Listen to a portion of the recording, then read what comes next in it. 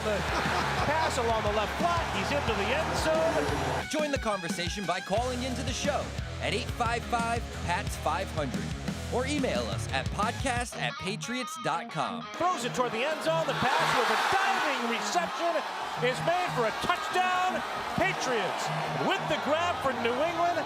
That's the rookie, Efton Chisum III. Live from our studio inside Gillette Stadium, this is the Patriots Postgame Show, presented by DraftKings.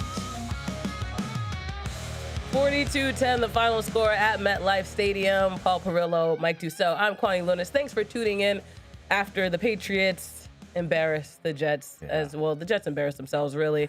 But, you know, it's usual.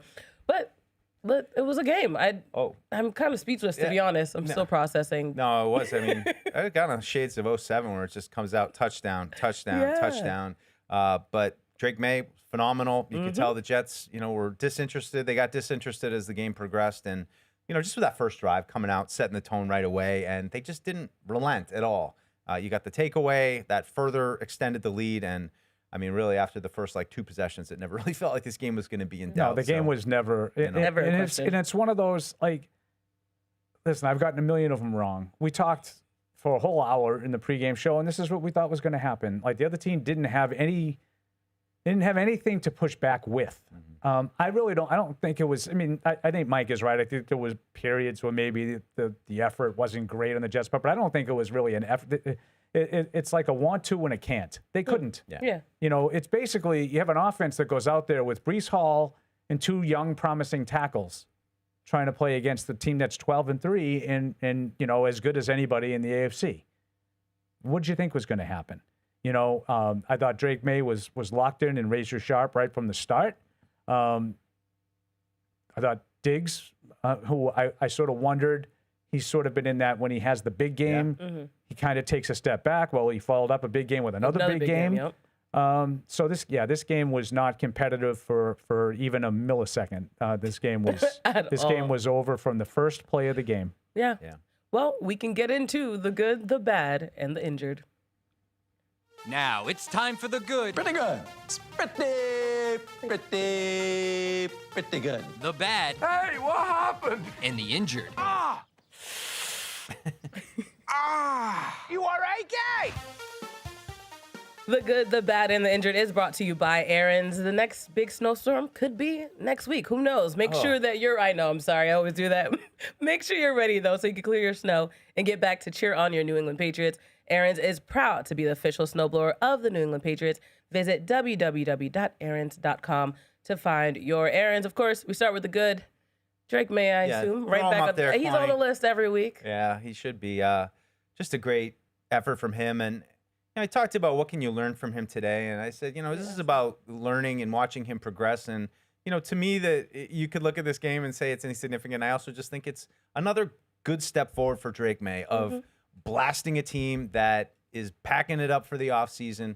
He looked cool, calm, collected. None of the injury absences around him seemed to really matter at all. He came out firing right from the get-go. Once again, worked the ball around to numerous different receivers. Everybody got involved in the action, which is really just a hallmark of this team and this offense when they're really clicking. And he was great. I mean, it's like on one hand you want to say it's the most comfortable he's looked all season. You got to consider the context, but second to last game of the season, he got out healthy. He looked great and he looked in control, and that's where you need to be this time of year. Yeah, and what did you want to learn? Well, I wanted him to look. I mean, this was really good. I mean, I would have accepted less than that. Yeah, this was pretty much pretty much perfect. Yeah, but I wanted to see him treat an overmatched team like they were overmatched and come out and show focus. Put the game away early. It's exactly what they did.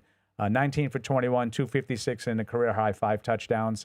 It was mostly Diggs and Stevenson. And everybody else, a little Hunter Henry, chipping in a little bit. But I just continue to be impressed with his poise, his maturation every week. He makes it look.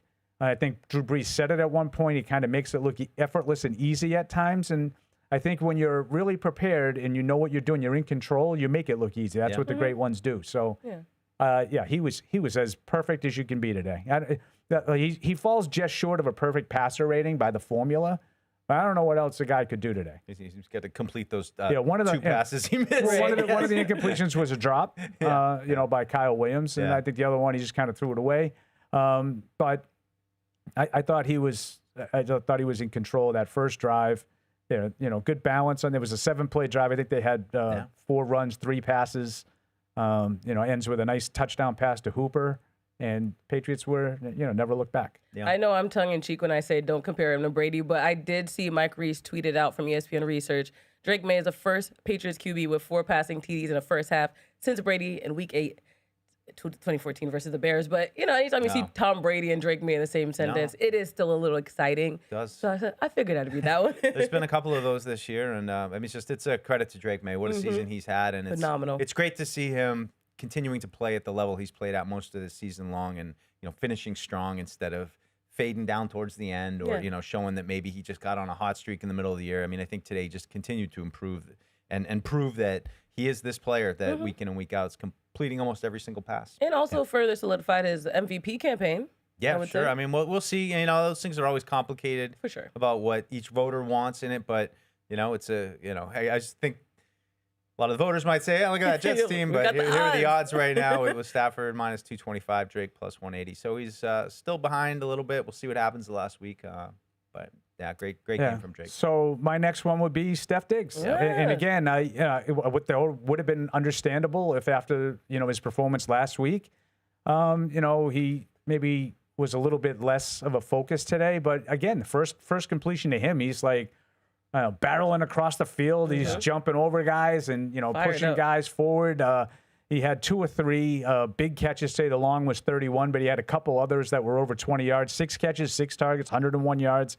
Touchdown that, full disclosure, everybody, we didn't see. Oh, yes. He had a little fire alarm late in the second quarter. I did hear it on the radio when I went in my car, though. So I just thought Diggs, again, with Matt Collins out, with Kayshon Boutte out, you needed, a reliable guy. I thought maybe it would be Henry, and Henry was rock solid in this game, too. I thought it would be Henry, but it ended up being Diggs again. So hats off to him. Yeah, great catch. They're showing it here on the video feed along the sidelines where he mossed that guy. No, just great energy game from Diggs. You could tell he was locked in, and hopefully that's a sign of continued consistency from him as we get into these big games here. I mean, there's one more to go, and then it's all on the line. So love to see it out of Diggs, especially this time of year. No question if he's slowing down or not, he's still got the juice. So yep. Yeah, right behind that, talking about Hunter Henry. I would put the tight ends together, just us talking about them in the pregame, expecting more production from them. 60 yards combined, 2 TDs combined as well. Just, again, expected next man up, but also they look pretty good, again, against the Jets team. But solid. I mean, I like to see it. Just, again, everybody getting involved. I mean, Pop Douglas had 1 catch, everyone but, was involved. Hooper 2, Williams 3, Chisum had a couple, Henry had a few. I love it. I love that style of offense where you're able to pass, spread it around. I hope they're able to continue to do that. But I think the challenge is going to get harder without Matt Collins. And, this was a good game to build some confidence without those guys that you were missing. But at the same time, it's still, you're going to face a lot tougher defense, a lot more pushback against some of these teams here in the playoffs. So, but I guess I'm up. I put Raandre on there. Absolutely. Just love what he's bringing these last couple weeks. It seems like he's putting last that toe 3 games. Injury. Yeah, absolutely. 3 games. Putting that toe injury behind him and just showing the kind of Raandre Stevenson that this team needs, and that he's shown to be when he's at his best. Great in pass protection, chugging out hard yards, catching the ball down the field. Drake found a mismatch there on his touchdown catch, but a rushing touchdown, a reception touchdown. Great day from Raandre, and really just great to see him again playing like this as we're getting close to the playoffs. Like this, Raandre Stevenson looks pretty fresh right now. Yeah. I think this was his longest run all season. Yeah, I believe 24 it. yards. I believe it. Yeah. So he's a balanced weapon that can do it all for them. And when you get into these games with the cold weather, you love having that. Yeah, and he's starting to put in some of the big plays too. Averaging 6 yards a carry today. Big play on the touchdown, 22-yard catch, five catches on 5 targets. So. Yeah, he's your lead dog, and I like the way he's looked. He talked at length last week about how impressed I was with his blocking. Didn't have to see that as much today, but they got a good 1-2 punch with him and Henderson, and Stevenson. Showing his old form, I think, is a good development for the offense. Yeah. Can I give you a quick aside as we joke about? Yes, this red zone. Yeah. So I don't know when teams are going to stop doing this. It's like a desperation situation. Jacksonville, Indy. Jacksonville's got a 6-point lead. It's time for basically one play. They tackle the receiver, Michael Pittman, inbounds, and I think it was Josh Hines Allen just sort of lays on him again, gets a delay game penalty. So here's like one more play instead of the clock running out. You have to sweat out a Hail Mary, and you know they throw. Riley Leonard throws it down, and I believe it was picked off in the end zone. Yep. But that play wouldn't have happened if you just get up off the ground and don't try to lay on the guy. Right. Same thing happened at Denver a few weeks ago. Everybody was up in arms because the Raiders ended up kicking a field goal that allowed them to cover the spread. I just don't know when teams are going to stop doing these things that put themselves in jeopardy and have to defend extra plays. They got away with it, but you know, good for Jacksonville finding a way. Yep. Was not an easy win. That puts them in position, I think, now to win the division next week with another victory for the Jags. Liam Cohen, by the way, like Mike Vrabel and Ben Johnson, I don't think he gets as much credit as Johnson and Vrabel do. First-year coach led a huge turnaround and one win away from winning a division. Yeah. Anyway, I agree with Raandre Stevenson on the good list. He was the first name I wrote down today. Great segue. Yeah. Yeah, that's kind of all I kind of have. I mean, no offense to anyone who didn't make the good list today. But I did put Efton Chisum out of like the nostalgia. First NFL reception, first TD in a game. It's just for the storyline. I had just the professionalism that the team showed in a game that I was like looking for an easy win, throttle it down, hope to see Drake Maye on the sideline and Josh Dobbs play, right? Yeah. So you come out, and this is the first quarter plus the first play of the second quarter. Total yards 119 to 13. First downs 13 to 0. Score 21-0. That's what professional teams do. Yeah. That's what professional teams do. You get a shorthanded team like the Jets that had no personnel, and you made them look like they had no personnel. Just a really, really impressive overall performance. And that stat is what they had on TV, and it's wrong. They didn't have 4 first downs. They had 3 first downs in the first half. But I just was so impressed with the professional focus. My key to the game was keep your eye on the prize. Don't fall into any bad habits or anything, and they didn't. They just completely dominated from the get-go, and they put themselves in the position where Drake Maye is arguing with the line judge at the end of a game, trying to get a call. Oh, come on, give it to him. Because he's got a coat on the side. And you know what? I never saw a guy get hurt on the sideline, Mike, watching the game. Yeah. I've seen coaches get hurt. I've never seen players. Yeah. So, just hats off to the team for showing up with the right mindset today. I had that as one of the things on my good list. Honorable mention, the ShopRite paper bag on the Jets fans' head. That was good for us to watch. Very entertaining. There's Drake. Do we know who we're getting for a post-game? I didn't hear anything yet, but I'll let you know. I like to know before we start the bat. Yeah, tell us. Well, I don't think we have to worry about it today. We're not going to talk that long. No. I had 2 things, but you can go ahead. Well, I don't know if this is bad, maybe bad adjacent, but I would have liked to see a little bit more detail from Kyle Williams, a couple of those catches, just not putting him on the bad list, but just saying, I would have liked to see. So that's a good details. Raising the bar bad. That is absolutely, it was because the one he got away with, which they needed a replay, and I'm not even sure they got it right on replay. Yeah. And then the other one, he did come back and was short, and then he had a bad. I think that's a bad drop right there. But we showing some development too. A little bit more involved. I figured he'd have some more action today. He did 5 targets, 3 catches. But yeah, that's a good. Like a little more detail. I mean, not on the bad, but just not on the bad list. Yeah. These are things probably you're going to be looking forward to going into next season. But I mean, look, Matt Collins probably ain't coming back. I mean, you might really be needing Kyle Williams to be on top of these details in playoffs because we all know, one missed first down or 1 yard, you're a little bit too short. Those are the things that can end your season. So just I like the player. I want him to continue to develop those. Yeah, I mean, that's the one. And Mike Vrabel had to challenge this play because they originally called him short. He's right at the line, so that was really close.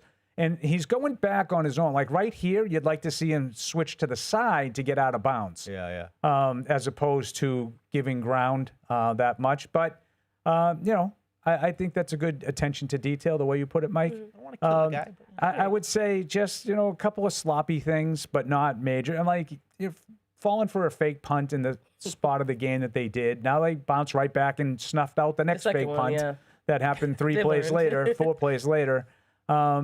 And then, I would have liked to have seen the run defense be able to close it out. Yeah. Now, I know that the big run came when the starters were out of the game, but I didn't think they were great with Breece Hall early in the game. The game just got out of hand on the Jets because they don't have an NFL quarterback.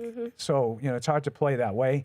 But nothing really on my bad list today. Yeah, it's all like little nitpicky things kind that of are things. fair. I literally had nothing on my bad list today. Yeah, no, not really. I mean, I think I briefly wrote down the fake punt. But Right. And then yeah. I was like, they got it right back. And it's like, what are you going to do? They did miss a field goal. I mean, Yeah. Oh, They yeah. did miss a Burr field Gallus, goal. Yeah. The boing. right upright. off the upright. But I mean, 6 touchdowns, your first 6 drives, force a takeaway. I'll sign up for that any day. Yeah, I had nothing on my bad list today. And I'm not saying they were perfect. I'm taking into consideration the team they were playing, but there was nothing that was bad today. Then I think just Jack Westover, which I didn't even catch on the broadcast. I don't know if you guys saw that on the Twitter. He was looked at. He was questionable to return with an ankle injury. I had good nothing catch. on my so I didn't have that at all. I caught that on the Twit. Good catch. Twit machine. Ah. Yeah. That was is this a record fastest good, bad, injured ever? Yeah, it might be. It might be. I don't know. Yeah, I mean, listen, that's exactly what we were all looking for a game, but it was Yeah. am I going to get yelled at for this? I'm probably going to get yelled at. It was kind of boring. It was boring though. I kinda think that's boring. fair to say. I like the offensive possessions in the first half. That was like, hey, boom, boom, boom, Right. right down the field. Even those were kind of, they didn't even have There wasn't even any tension. There's It no wasn't third even down. third downs. Give me a third and long. Make it interesting. They gave us So nothing. I'll give you another Maybe work nitpicky for it. Yeah. thing.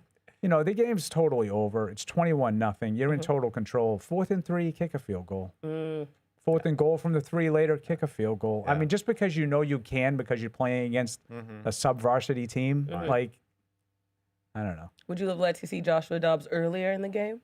Not necessarily. I didn't. Still pretty early. I It think. was, yeah. He came in pretty early. That's why One drive and- I didn't need to say. I don't necessarily.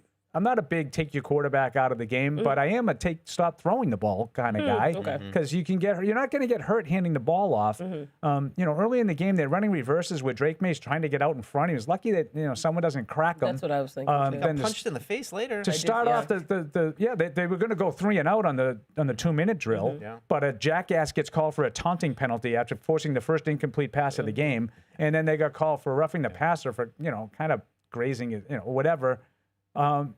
I just felt like the game's over here. Like, why are we subjecting our quarterback to hits? Facts. But again, these are all like this game. They were so good today. And they made the Jets look every bit like the 3-13 team that they are. You look at, Pittsburgh had a chance to go to Cleveland and close out the division against the 3-12 team, and they lost. I know Pittsburgh stinks, but bear with me. Let's take the analogy out. I know Pittsburgh is not as good as the Patriots. It should be the way I say it. I shouldn't be disrespectfully saying that they stink. They're not as good as the Patriots. But the Patriots went and took care of business against an inferior opponent. Pittsburgh didn't. Yeah. Same situation, in division, on the road, against a bad team. And Pittsburgh now has to play for their playoff life next week. Yeah. The Patriots are going to be watching a game coming up in about 10 minutes and see if they have a chance to already lock up the division if Buffalo can lose. Hey, how about on the good list, a shout out to the Foxborough Fire Department for clearing the alarm here in the stadium, so we would have had to go home. We would have FaceTimed you guys. I can tell Thank you for your service. I'm just really thankful that it's not quite as cold today as it has been. It hasn't been it's not as windy today. And when we had to go outside for the fire drill, it wasn't like that mind-numbing cold. That, I did sit in my car. So. Like Friday, Friday would have been a tough one if we were out there for that. Yeah. First time with 2019, was that the Houston 2019 game that we had to exit? I remember the studio? Houston That's game. wild. They were making the comeback, and Did you do your post What game? was going on? We did. We we did. did The post show game. must go on. It happened late in the game, and the Patriots were getting killed. And all of a sudden, they rallied for like a couple of touchdowns, and they actually had a chance for an onside kick that they didn't get. Yeah.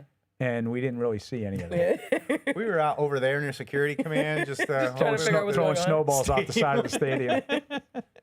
You're not new to this. But really, worked really, really impressive performance by the Patriots today. Making a bad team look bad. Yeah. Absolutely. And I think they were talking about it at halftime, the Fox show. It's like, this might be the best team in the AFC. Patriots, they have a good mix right now. I think they have some balance on offense. They've suddenly started to run the ball a little bit better. You got Stevenson, like I said, averaged 6 yards a carry. Henderson 4.3. They got some good balance running the defensively. ball, and defensively, I was gonna say they're leaking oil defensively. ask, okay. I mean, that's where the great question That's is: the only- how healthy can they get? How good are those guys? And Right. what do the matchups look like? I mean, everybody's talking about the Chargers right now. Well, Marion Hampton, he looks pretty good, rookie. I mean, it's just again, it's comes down to these one-game situations in the playoffs, and you just hope that a Robert Spillane comes back and is ready to lock right back in, and a Milton Williams is, and bring up Will Campbell this week. I mean, he potentially could come off of IR. I don't know if he's going to be able to play again, but it puts him and now Milton Williams into that kind of box of, all right, these guys could be eligible to come back and offer a little bit of a boost. especially when they need them. All right, it's a little early, but we can take it to the phone lines. Take it to the phone Henrik is in Norway. Hi, Henrik. Can you hear us? Henrik, Oh my gosh, we lost Henrik. All right, please call back. call back. I like listening to Henrik. All right, Nate in Connecticut. How are you? Hey, can you guys hear me well? Yeah. So first off, I thought that was an incredible game by Drake Maye. Obviously, throwing 5 touchdowns is a first for him. And, against a very bad Jets team, I thought that was very fun to watch. Us Pats fans, we've got a lot to look forward to these next couple weeks, especially with the playoffs, but also the chance of possibly getting Will Campbell back. It's definitely going to bring a lot more life to the offense, I think, with him getting back. And I just really hope that Eagles win tonight so we can clinch the division. Go Pats. Go Pats. I'm just looking at the updated stats and whatnot on Jesus. It does indicate that when they nailed on the ball at the end of the game, Jack Westover did return. So even the one perfect. guy, Good. He's the back. one guy that we had listed on our injury Good. report, evidently was well enough to return. Good catch. Derailing the conversation, is Drake Maye worse than 6'7"? Yeah, It's nothing to do with football. yeah, they're both The eye terrible. roll. They're both terrible, but It's so bad. Drake Maye is like Not a fan. Drake Maye. I just That might work. No, not terrible. we need to come up with a nickname. A better one. He deserves better. The way he's performed this season, he deserves better. He's got a chance to win MVP, and if he doesn't win it, he's going to finish runner-up. We got to come up with something think this better week than you guys should- Drake Maye. The Drake. Have the Drake. Yeah, I mean, The it doesn't Drake. have to be the Drake, like from that, the Drake and Josh? well, no, from Seinfeld. Oh, yes. That But might be before your time. there's, I watched Seinfeld. Mayday. I don't know, like. It's got to be something. There's got to be something. All right, brainstorm, I call put it out, in I if put you it have out to ideas. our loyal listeners. Yes. Let's come up with a proper and effective nickname for the MVP candidate that is Drake Maye. This is how you continue a Jets postgame Drake show. the Snake. No, I don't know. All right, looking ahead. The Jets, you just never know in this league. Patriots 42-10. Did Fred nail it He again? did. You know This what? is amazing. He did, because I was pretty happy with my Wow. 33-6. He must but know somebody. Then I started thinking, and I was thinking during the game, and then someone tweeted Reminded me and said, "Yeah, Fred, Paul might have the nod, but Fred had the score, 42-10. I wish Fred could bingo, call in. He could. bingo. Could he No, FaceTime we don't us? need that. No? We don't need Oh, that. I feel No, like that more. We don't need him. He's looking for a donut somewhere. Right, somewhere in New York or New Jersey. He's probably looking for Efton Chisum. That's what he's looking for. Hopefully, you just called it into existence. We are getting Efton Chisum the third for our post game. Amazing! Wow. Here Well we go. done. Okay, until we I get. can't believe he's left Fred's side long enough to Right. do that. All right, while we wait for Efton Chisum the third, we're going to talk to Tito, who's in Pawtucket, which is like right down the street. Tito. Tito is already gone. Everyone's so fed up. Tito's into the Tito's, if you know what I'm saying. You know what I'm saying? Sunday You know what I'm Funday. saying? And the vodka. What's that? Logan in Indiana, are you with us?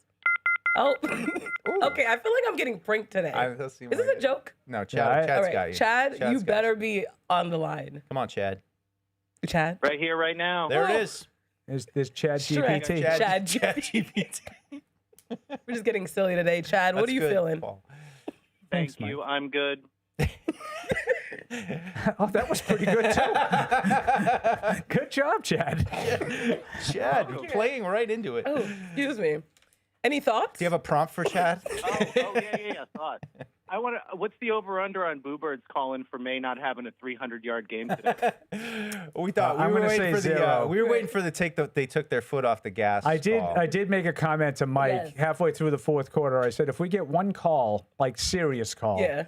suggesting that they took the foot off the gas, why can't they play a complete 60 minutes? I might lose my bleep. Yeah. Go apoplectic. That would be acceptable.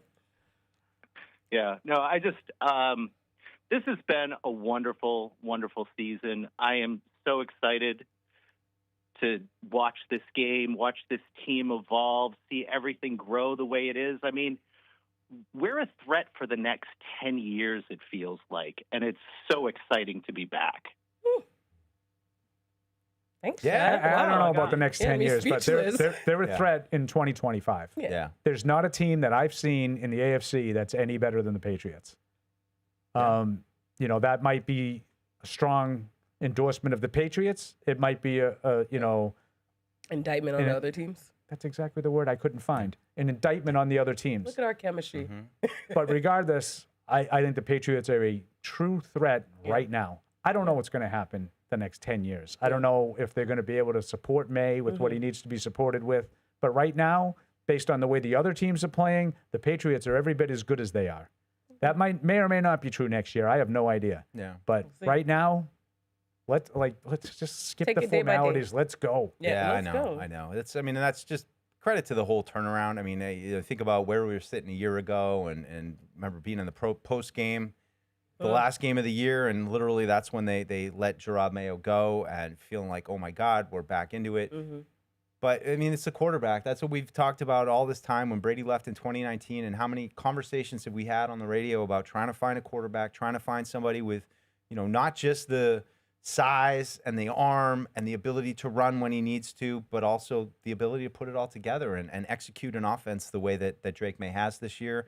And I give him so much credit. He was born with God-given ability, but a lot of guys are, and they don't ever put it together the way that we've seen Drake Maye put it together this year. And I sure didn't see it coming to this regard for him to be an MVP candidate. I don't know if anybody did, even if you watched him every practice in the summer. So it's just remarkable what he's done as we've gotten into the season, and every week being able to, compartmentalize the good and the bad, leave it behind, move on to the next week. You had a 10-game win streak.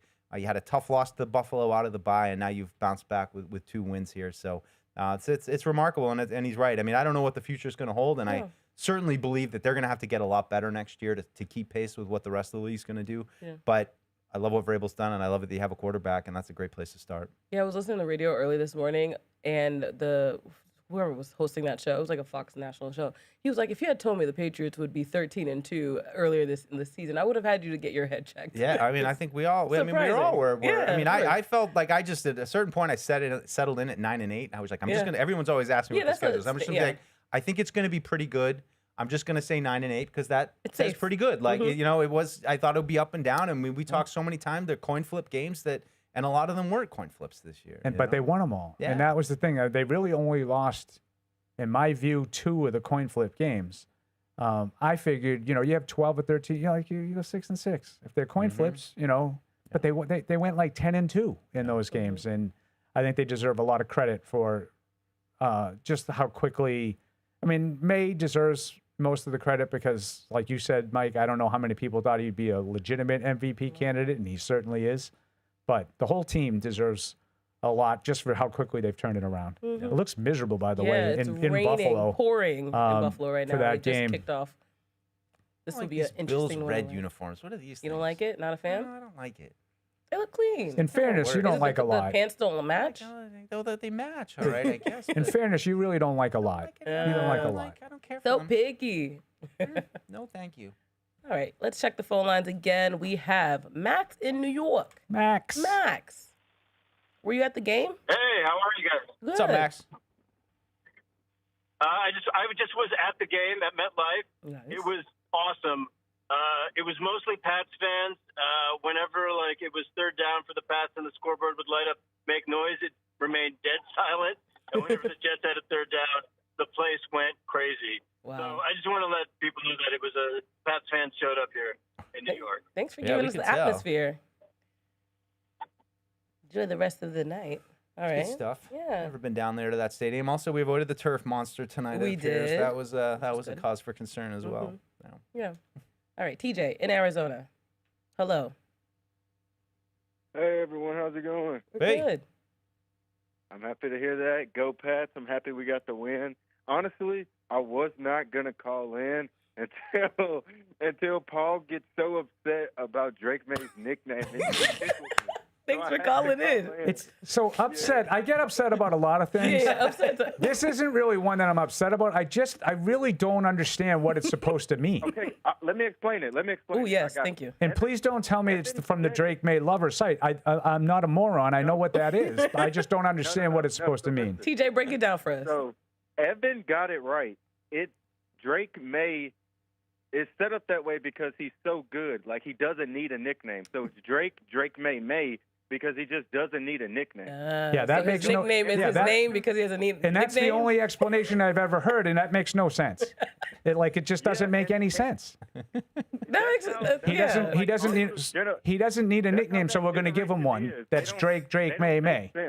Yeah, that generation. Like, if he didn't need a nickname because he's so good, he would just be Drake Maye. Exactly. Yeah, I agree with you on that. I do agree with you on that. But now it's just so funny, and people just ran with it. Because it triggers me. I get it.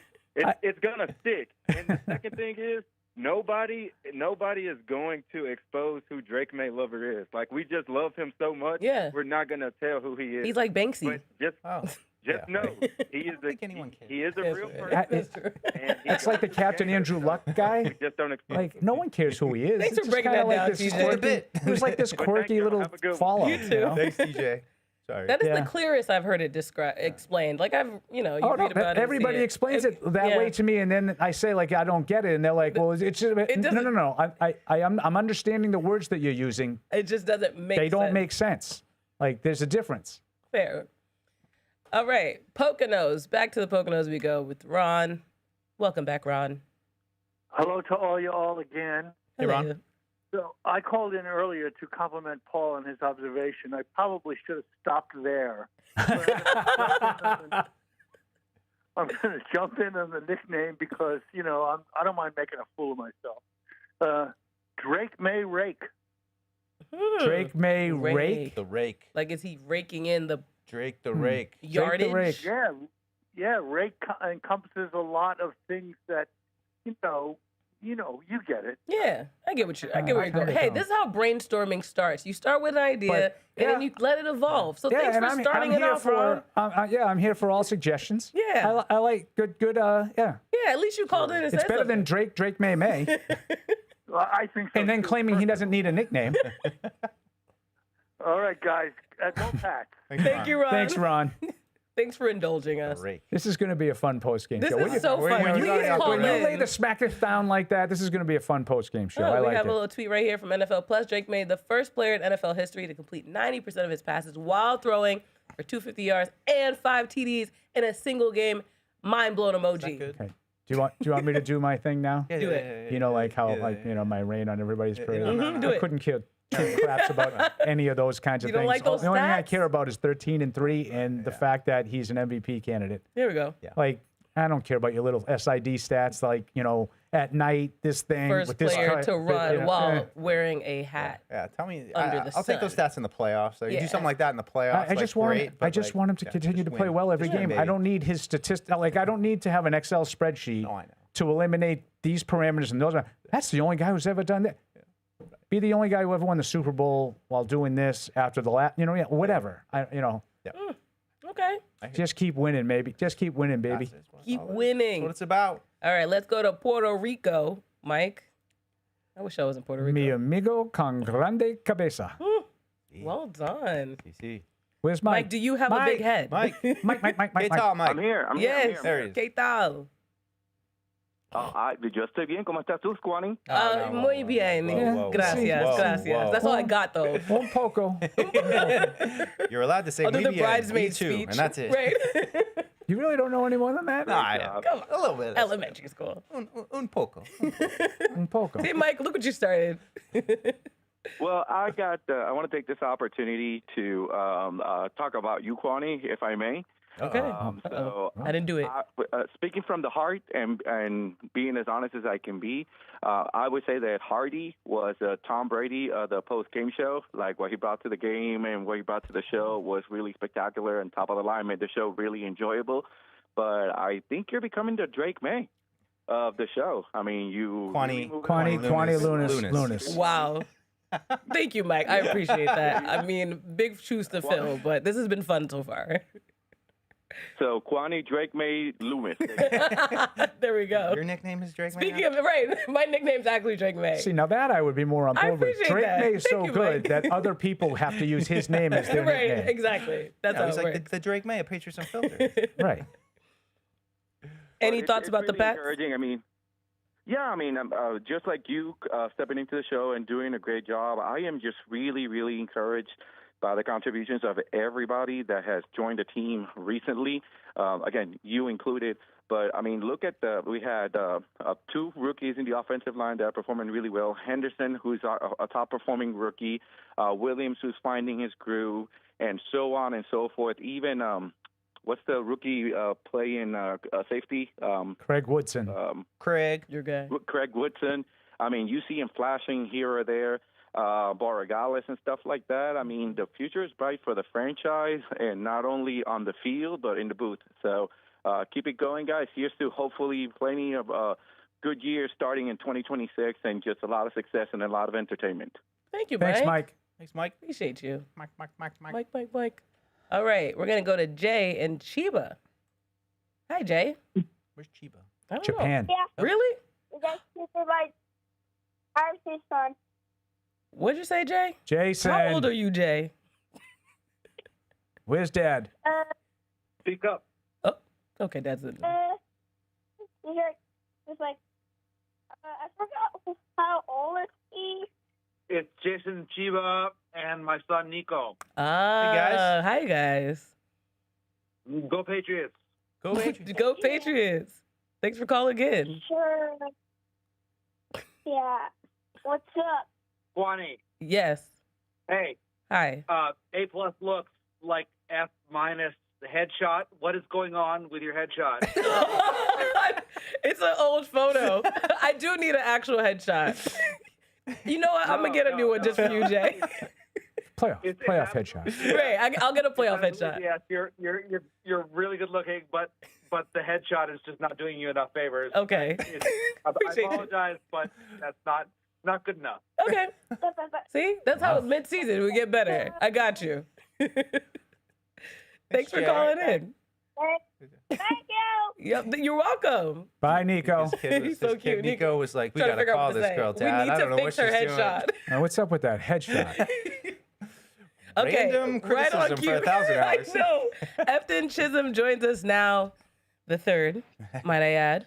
Is he on the phone or via FaceTime? He's on... I think it's FaceTime. Oh, He's on FaceTime. We don't see him, but we hear you. Oh, there we go. There he is. Congratulations. Welcome in. Thank you so much. I appreciate it. I'll start right off the top. How does it feel to get your first TD, first reception in an NFL game? Man, it feels awesome. Definitely surreal, but, I got a great group around me, great receiving room, coaches, quarterback. Everyone's just been pushing me daily, So I'm very blessed and very thankful just to get that opportunity. Yeah, congrats. Efton, you've been waiting a while to get your opportunity here on offense. Just what was it like over the course of the season trying to stay patient, taking the advice from some of the veterans as you got ready when you did get your chance? Yeah, definitely. There's those ups and downs. As a rookie, you want to play, but that it's a process, and you can't get caught up in little moments. You got to see the big picture and continue just to go about your process daily, and then when the opportunity comes, trying to take advantage of it. Efton, what has it been like having Stephon Diggs in that room, every day with you guys? Yeah, it's been awesome. I don't think he probably gets enough credit that he deserves. He's been a huge role model to me. I look up to him. He, not just to me, but to the whole team. I think he just brings a presence, and he always kind of has this positive attitude, always, bringing us along. If we're down, he's like, all right, man, let's get it chin up, chest out, let's go get after it. And then when we're up, just continue to stay, put your foot on the gas and continue to get after him. Can you take us through the touchdown play? Did you have a sense the ball might be coming your direction? Your eyes get a little big? I mean, play got called, and I was like, man, who knows? I might get it, I might not, but I don't know. I'm gonna run, and they blitzed, and kind of got off the guy, and Drake threw me a great ball, and so very blessed that he gave me an opportunity. In that same vein, everyone looked very excited when you got back to the sidelines. What's it like to have such a supportive team overall? Yeah, no, it's huge. Coming to work every day is the biggest blessing because, we got great guys, great coaches, great ownership, top down. I'm so very thankful and blessed to be a part of this organization. And when you see not even just my touchdown, but just the defense making plays and other guys doing their part, you see just the excitement on the sideline, and everyone's just there for each other, so it's very special. Efton, just one more. I know you had a special relationship with Mac Hollins, you guys driving in this summer, and that's continued into the season. Just he went on IR this week. What can you say about him, and how do you guys try to fill the role that he played on and off the field? Yeah, that's my guy. He's helped me tremendously along the way, continues to help me build confidence, build a routine, and then, with him going down, it sucks because he brings a different energy as well. He's always a guy that you can count on and lean on. So, I'm just trying to do my best to, bring that same energy and, do the best I can to fill those shoes. But man, I really appreciate him. I know this whole offense and team does. So, continuing just to try to find ways to fill those roles. Well, Efton, go enjoy that win and have a safe trip back. Thank you so much. I appreciate you guys. Yeah. Thanks, Efton. Congratulations. Thank you. Yeah, just one of those games that, everybody was a part of it. Like, yeah, like everybody that played had a moment in the game. It was like sort of contributions from everybody. Yeah, it's kind of been like that a lot this year. Like there's been games where certain guys had a lot. And I mean, we had Mac Hollins had a 100-yard game, and Diggs has had 100-yard games. But I like that balance of the offense, and I just think it's such a great sign for Drake that he doesn't get locked onto one guy, and then they're going to take this one guy away, and he's gonna panic. I mean, there's been growth up and down. He certainly had his moments that defenses have challenged him, but he just continues to rise to these challenges, and it just gives me great hope that. Even if they aren't able to find a top 5 receiver in the league, that he's going to be able to make it work. Or, if they do find that guy and he gets hurt, it seems like Drake isn't the kind of guy that is going to be completely hampered if he doesn't have exactly the right setting. It's really something that he's proven that he, and it's a long ways to go. Not a lot of quarterbacks can do that, but we'll see with him, but really promising stuff. Yeah, we had the caller that said they could see this being a 10-year stint for the Patriots. But that aside, obviously, because we don't actually have a crystal ball and know the future, what do you think this Patriots organization can do to continue to develop his growth? Build around him, and continue to take, I compared a little bit to Green Bay as one team that I thought of. Houston's another team where they just continue to put draft picks into weapons around him. You saw with Houston this week with, the rookies Higgins and Knoll starting to come through. And those guys on top of Hutchinson, and what I mean? So every year they kind of take a chance on finding a good, solid weapon to put around him. And I think that's, you look at a little bit what you see with the Bills here as, well, I guess they're not about to score. They're on defense now, but, that's, you don't want to hit that lull. You don't want to hit that part where, Brady went a couple years where, 09, 10, he doesn't really have a guy. And then you get Gronk and Edelman, and, you need to try to prevent those kind of things. And it's not easy to do. But they have to, I would say every year, and I said this before, continue to always try to put quality weapons around him. Mm-hmm. Yeah, and I would kind of, what I would say is similar to what Mike is talking about, and it's kind of contradicting what he's so excited about with the spreading it around. I'd like to have a guy that he could he knows he would have. Now, Diggs has been as close to that. Mm-hmm. He's a little older, and he hasn't been able to do it every week. I would like, to use the Houston analogy, I'd like a Nico Collins. I think Nico Collins makes all the other guys much more effective. Yeah. So that's where I would like to see them go in the draft. Not necessarily in the first round. If that's the best player, that's the best option. They have a weapon for Drake Maye, then fine. Edge rusher. They need to just continue to put good players around Drake Maye.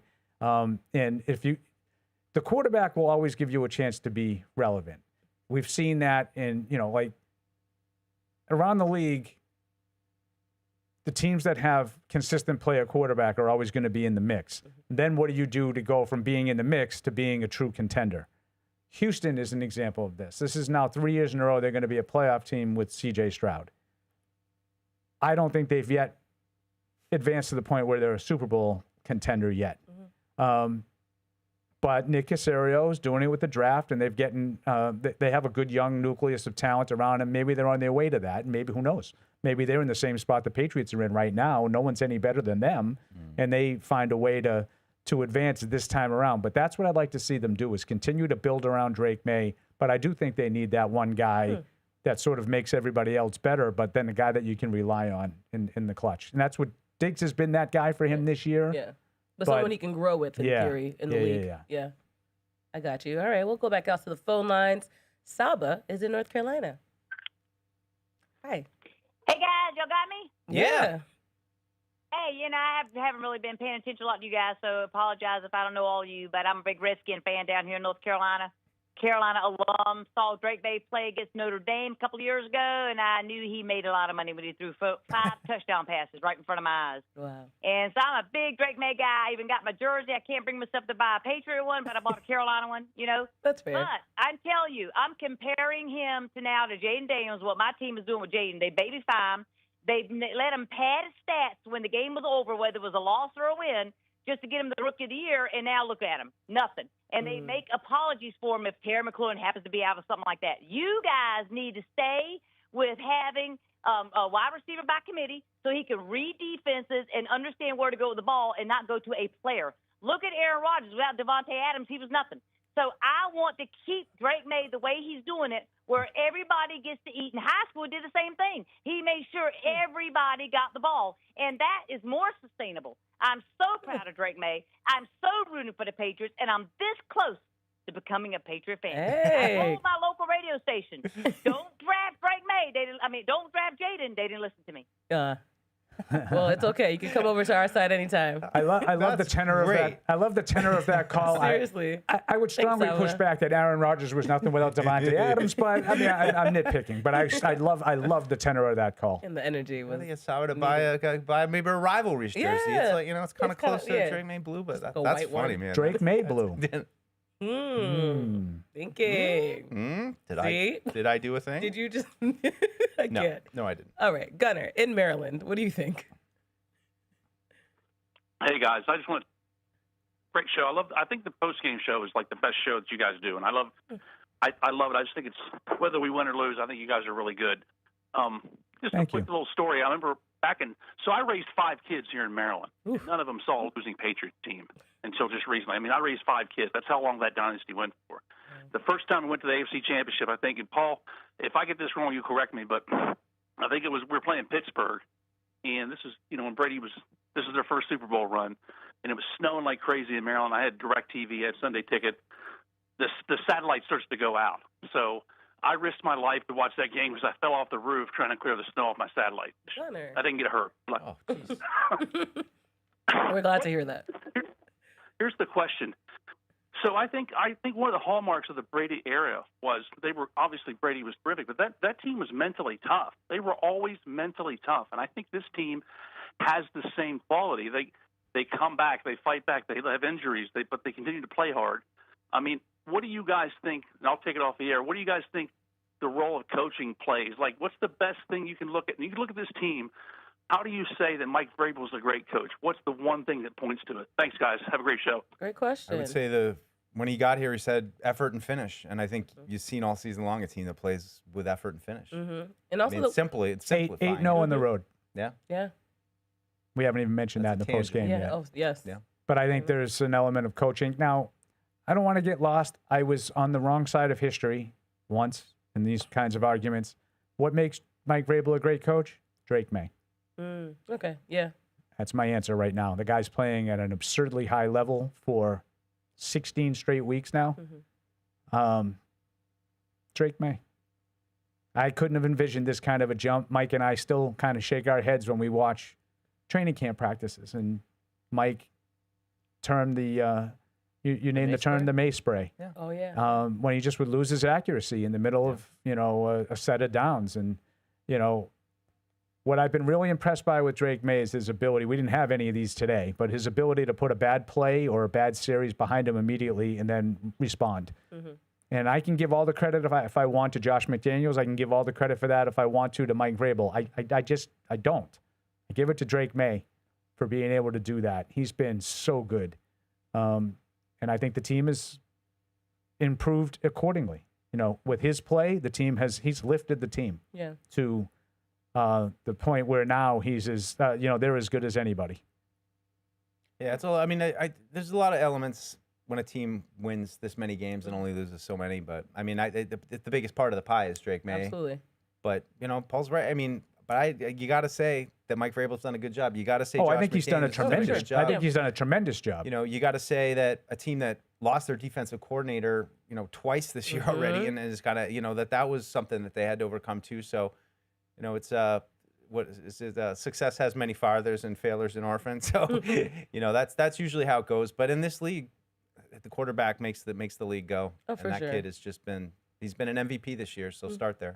I think from the mentality standpoint that he asked about, when you talk about, even on the broadcast, they reminded us that Vrabel always says, pack your identity when we head on the road. Yeah. So I think the way that he talks to his players definitely plays a role. And that's why I said 8-0 on the road. Right. Exactly. On the field. It's that Drake Maye mentality for sure. has carried over. They've taken his message. Whatever the message is, they've taken it and bought in. Which is hard.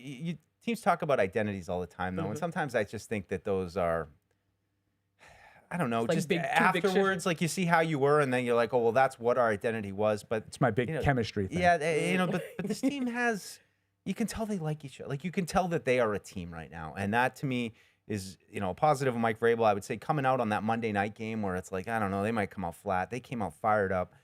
There's an energy that this team plays with that. Yes, they feed off of the success of their quarterback, but I also think, having watched Mike Vrabel play, that kind of his style and his toughness and that, is definitely rubbed off on these guys a little bit. You don't care for chemistry? No, chemistry is always talked about after the team wins. Oh, I see. But not when they lose. Yeah. Yeah. I've seen plenty of teams that really like each other that don't win. So, does chemistry begat winning, or does winning begat chemistry? To me, it's winning. Yeah. You win, you're going to have good chemistry. Right, naturally. All right, let's head to Indiana. Thanks for all the calls. This is fun. Logan, how are you? Unless Logan's not with us. Logan People Airport. Calling in, but all right, bye, Logan. Don't have much time to hold. I know. Kevin in East Rutherford. I'm assuming you were at the game. Hey, guys. Happy holidays. Happy New Year to you and your families. I appreciate you guys doing this for us. Thank you. We're standing out here live in the parking lot outside of MetLife Stadium. What an embarrassment.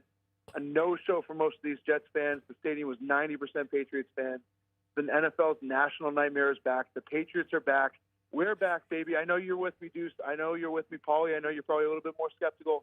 This team came in here and imposed their will on the team that they were forced to play. There was no mercy until they pulled their starters. Let's go, Pats. Love you guys. Aww. Thanks, Kevin. What is a Jets fan? Miserable is what they are. I mean, I got to be honest with you. I'm hats off to the Jets fans for skipping that game.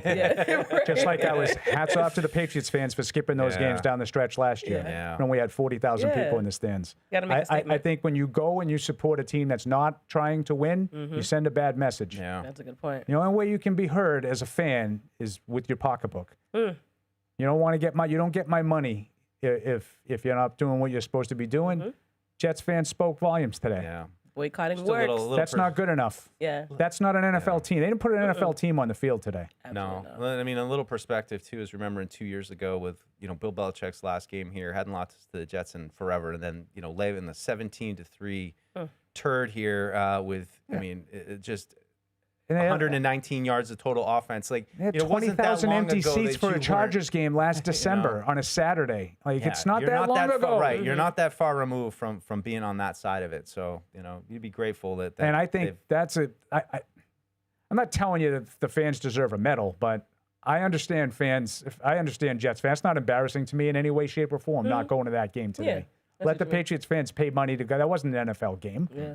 Let the Patriots fans go. They could get a cheaper ticket. The Patriots fans have 13 wins. Yeah. Right. They were excited to be there. If I was a Jets fan, you want to sit through that? That's real. No way. $28 a beer. No way. Mental health good is for the important. Patriots fans for scooping up those tickets. I bet they got good prices too. Right. I bet you they weren't all that expensive. Oh, Alex Austin calling. I don't know why this isn't an incomplete pass, by the way, but in the Bills Eagles game. Yes. Hello, Alex. What's up, Alex? Hey, how you doing? Good. They call you Double A. Good. So first off, I'm coming up to Foxborough next week. This is going to be my first game at Gillette. Oh, yay! I want to give a shout out to my buddy Justin, who does audio at the stadium, for helping me make this happen. Really excited. My question for you guys is, looking ahead, it kind of looks like the division winners and wild card winners are kind of set. Which team of the three that are in the wild card right now would you most want to see? And I'll take it off the air. Thanks, guys. Thanks, Alex. Well, it looks like the Chargers, but it's not set. No. Like the Patriots have to win. Mm-hmm. Right. Patriots have to win next week, even if all of a sudden you're going to Pittsburgh or Baltimore. You know, and do you know? I don't know all the parameters, but Patriots. If Buffalo wins this game, the Patriots have to win the division next week. Yeah. So we'll start there. Yep. But it looks like you're going to get the Chargers, and out of those three teams, Buffalo, Houston, or LA, I would take LA. Yeah. But I don't think that means it's like an easy. It's an easy road. Yeah. It's the playoffs. This shouldn't. I mean, there's no easy. I think the Chargers are very similar to Houston, and both of those teams are going to make you strap on the chin straps, tighten it up, and play a physical game. It's not going to be an easy situation. No. And Buffalo obviously brings Josh Allen. I think Buffalo is probably the least talented of those three teams, but they have the best player. I mean, other than Pittsburgh, I think I could talk myself into anything. Pittsburgh would be my most, but they can't play them because if Pittsburgh is in, it's going to be as a division winner. So yeah, probably not going to. The only way that could happen is if disaster strikes and the Patriots lose to Miami and they end up 5, then you play Pittsburgh at 4. Even better. Yeah. No, I don't want that. And you don't want that. No one wants that. But you can talk yourself into anything with, I mean, Justin Herbert. We saw, I mean, Houston right out of the gate. That game yesterday was like bombs away. You know, it's and then that front. I mean, it's any one of these teams have the right elements, but it's coin flip. This is what the playoffs are going to be about. You know, do teams like Justin Herbert and, you know, Houston and, you know, guys that have gotten a little bit of a sniff of the playoffs, they're not the Buffaloes, the Kansas Cities, but these new teams, like, does that serve them well as they come in? And now Justin Herbert takes 2 years of playoff experience to come to Foxborough and to play his best game to knock off Drake Maye? Or does that, you know, not matter? Is it more about home field advantage and that kind of thing? So, but like I said, I can talk myself into any potential outcome. The one who has some experience, some positive experience, is Stroud. Yeah. They've been the last 2 years. They won games each year, and they've had competitive games in the ones that they've lost. So that would be, Herbert's been a couple times they've lost. Last year he was really bad in the loss. Obviously Josh Allen's the only one with Trevor Lawrence has a win and then a competitive loss in the divisional round. So they all have some experience, but none of it is really substantial except for Josh Allen. Yeah. Aaron Rodgers. Yeah. You know what I mean? Young Aaron Rodgers. Yeah, but what do you think Aaron Rodgers' playoff record is? Oh, geez. If I told you he played 21 games, could you give me a guess at his record? 10 and 11. 11 and 10. Really?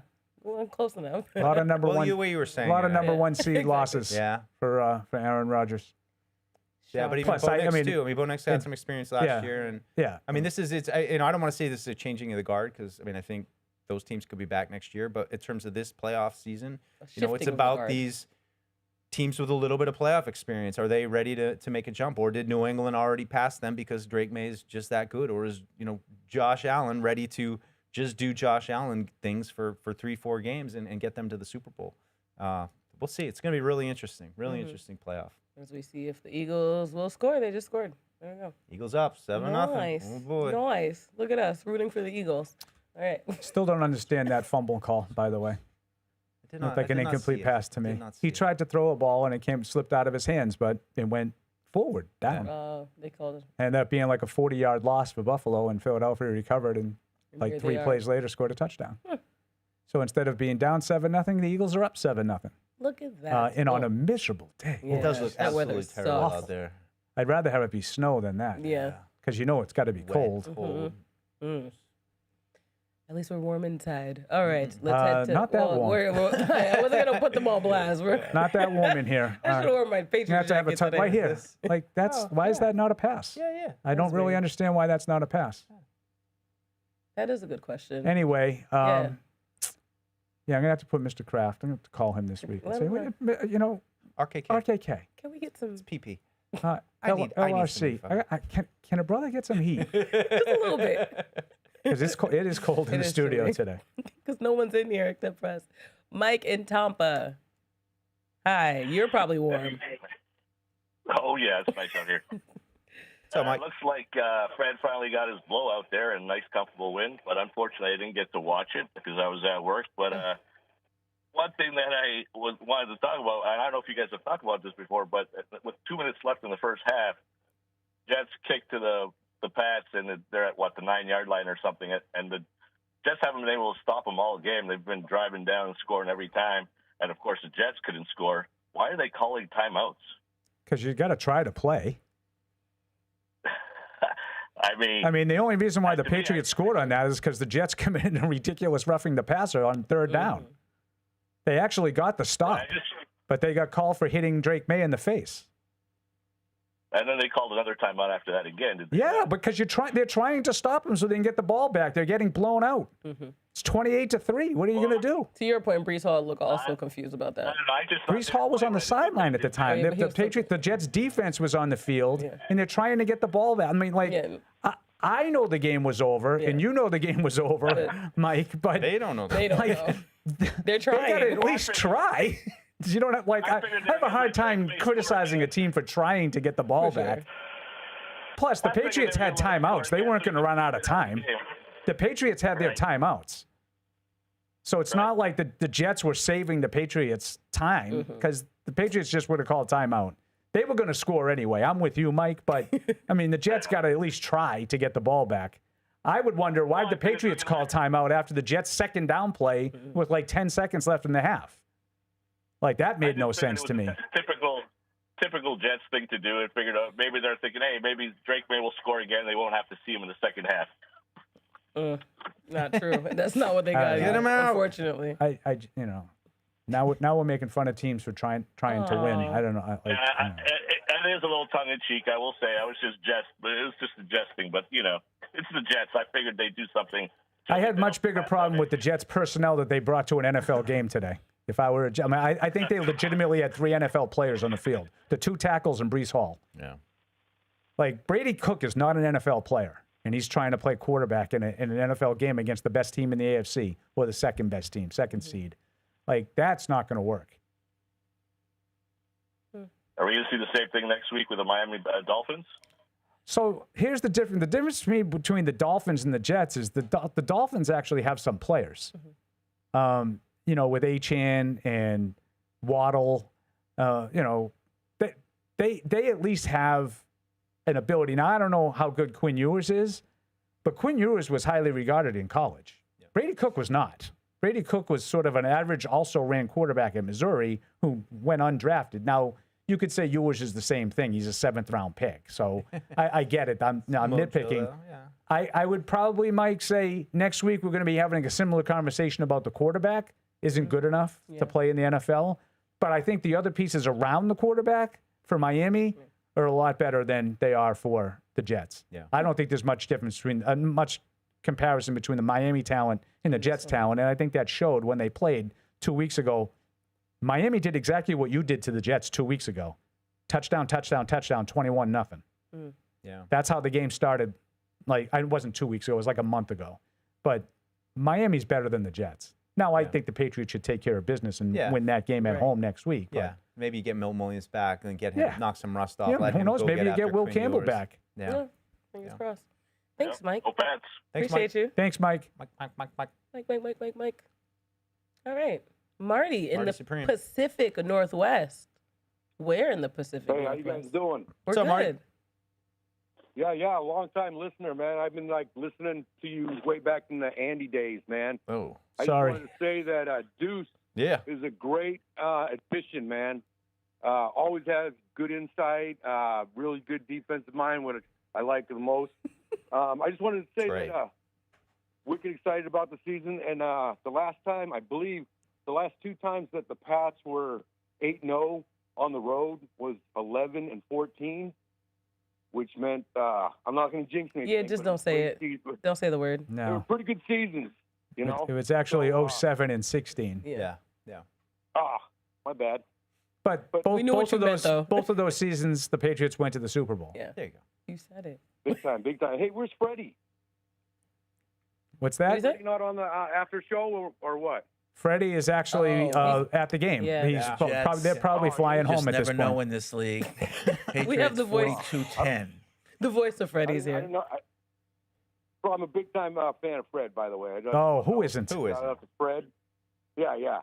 Like I said, I've been listening to you before you even got the podcast going. It was just on the computer. That's real. That's an A1 right there. It was just a day one. You had to buy a floppy disk to get it. Andy would like AOL dial-up. with just nonstop Andyism.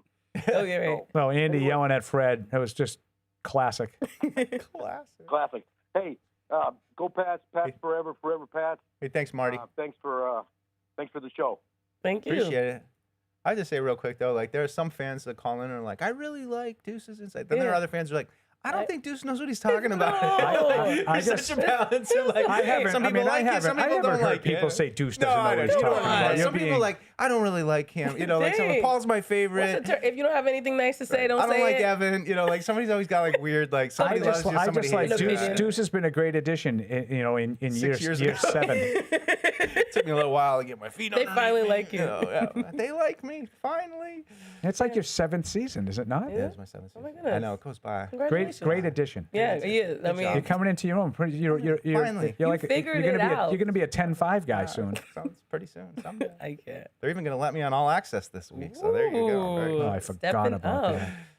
What are you doing? Do you know what you're? Well, tease the people. I have to fill in for someone who I've been mistaken for a couple times. No, you're not filling in for Who have you him. been mistaken Kind of, for? You're kind not of, filling sort of. in Well, for it's him. a trickle-down effect. You're filling Really, in that's the for first Mike. domino to fall.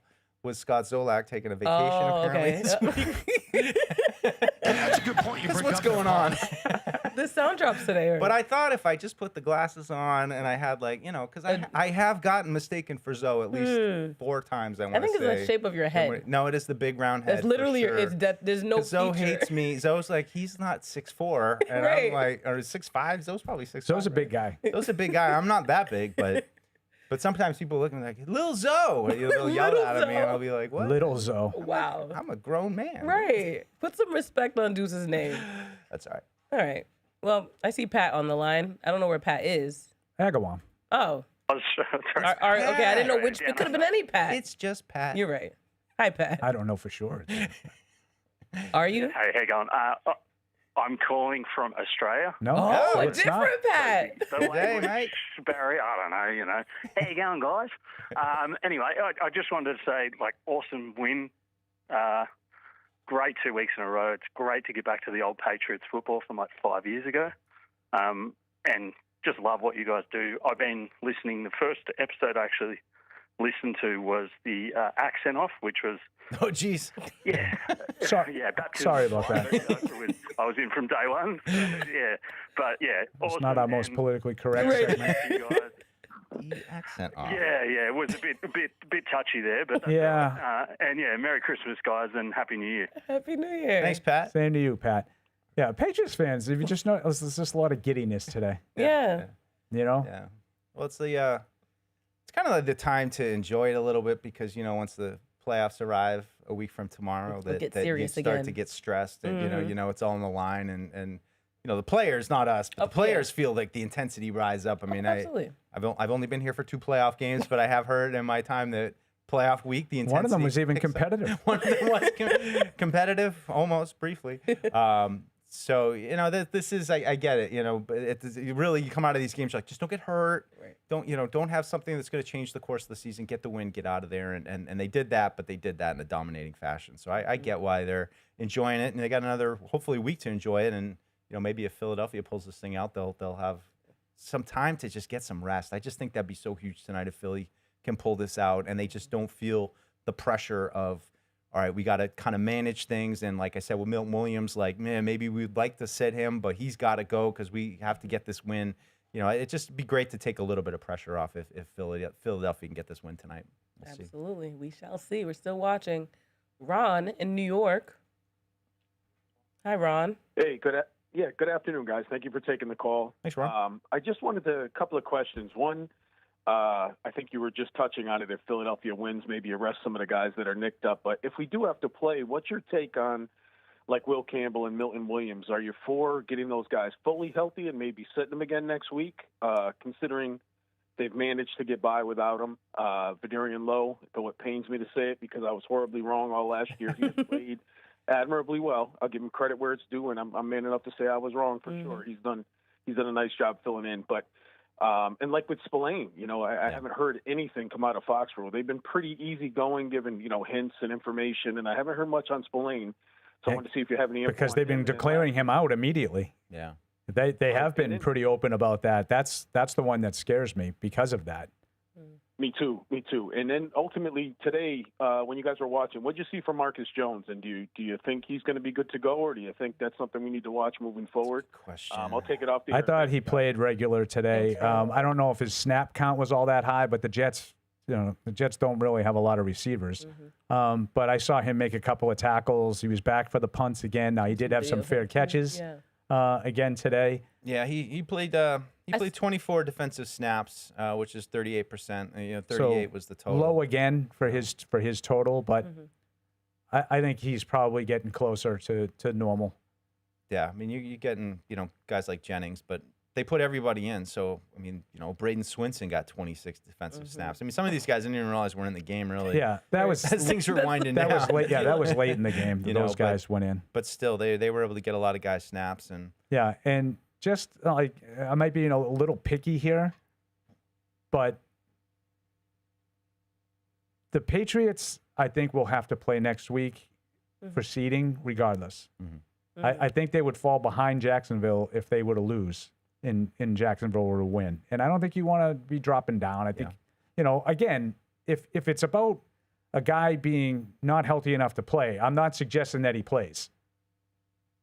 Like if he's not healthy enough to play, you don't just push him out there because you want the second seed instead of the third seed. That's not, it's not a playoff make or break kind of situation. But I don't think you're going to have the situation next week where you have nothing to play for. I think even if Buffalo were to lose this game and you have the division clinched, I think you still want to win that game to stay in the 2 seed if Denver were to win. Plus, no matter what, you have a chance to get the bye. Right. Yeah. Right. Which is they'll well, we'll see when the game timing comes out.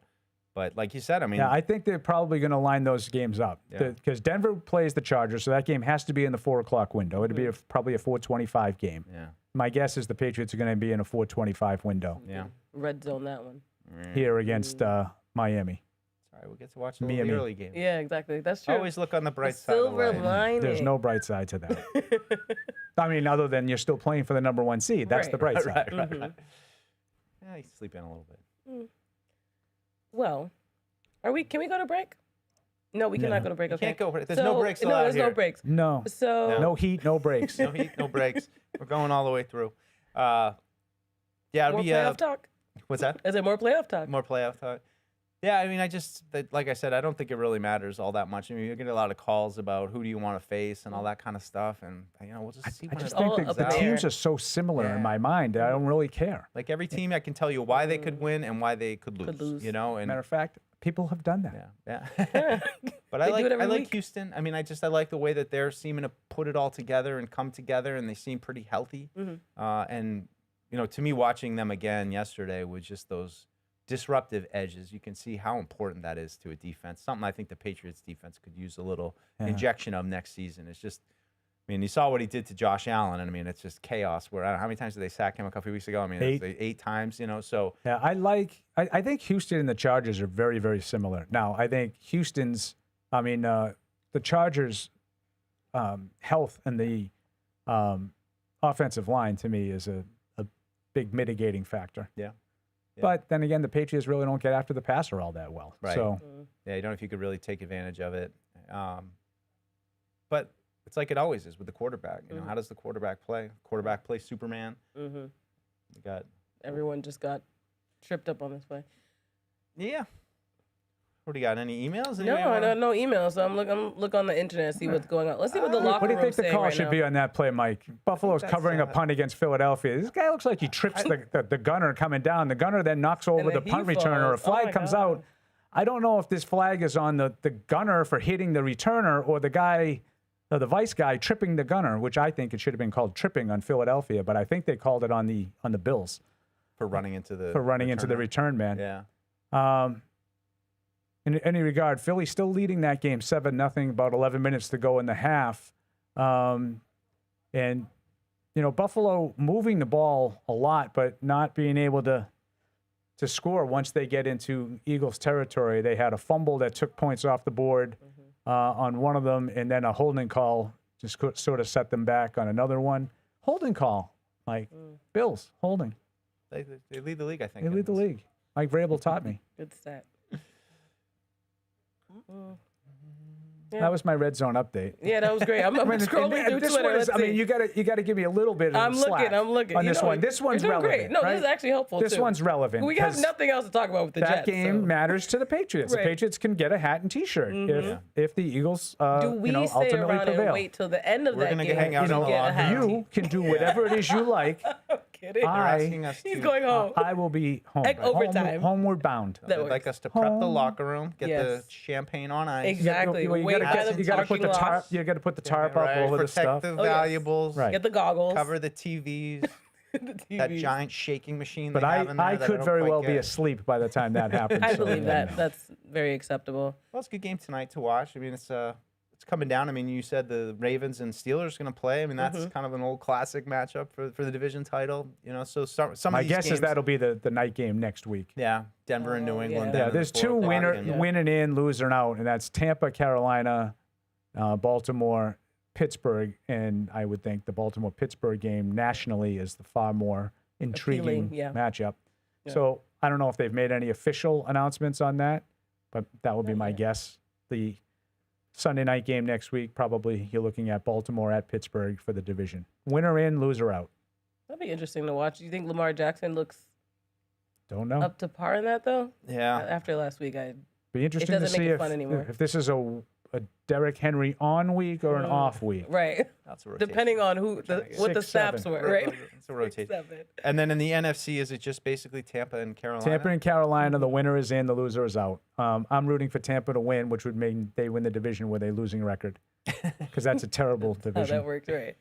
It's happened a lot lately. Yeah, to that division. Yeah. Specifically. What division? What division? Patriots were undefeated. What division did the NFC did the Patriots play against? Yeah, we're Patriot champions. Where the champion is going to be. Champion has a chance to be 8-9. Or 9-8. Like it matters. Right. More calls. Matthew is in Oakland. Thank you for calling in. How are you? I'm doing well. I am calling because I heard that Paul was absolutely livid about Drake Maye's nickname. He's not. Now you're rage baiting him. Yeah, that's. What is there? My kids taught me that's what they call rage bait, right there. Rage baiting. Yep. Don't rage him, bait him. We're almost done. Okay, I'm trying to help him out. So great. Another one who's going to explain it to me. Go ahead. Yeah. Well, I'm going to add in what's been missing in the information, which is that it started with a commenter calling Drake Maye Tom Brady. So it started with someone calling him Drake Tom Brady Maye. And that's when the people said, no, he doesn't. Don't compare him. It's not. Don't compare him. It's actually not Drake Tom Brady Maye. It's Drake Maye.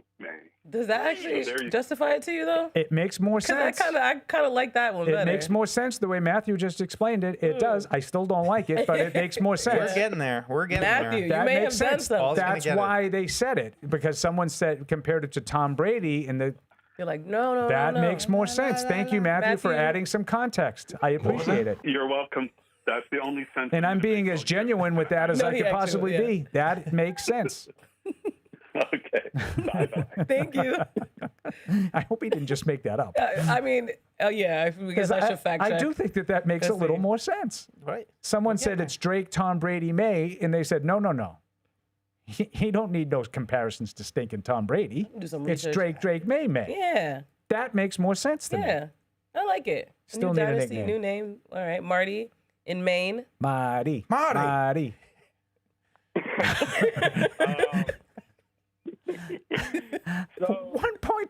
gigawatts.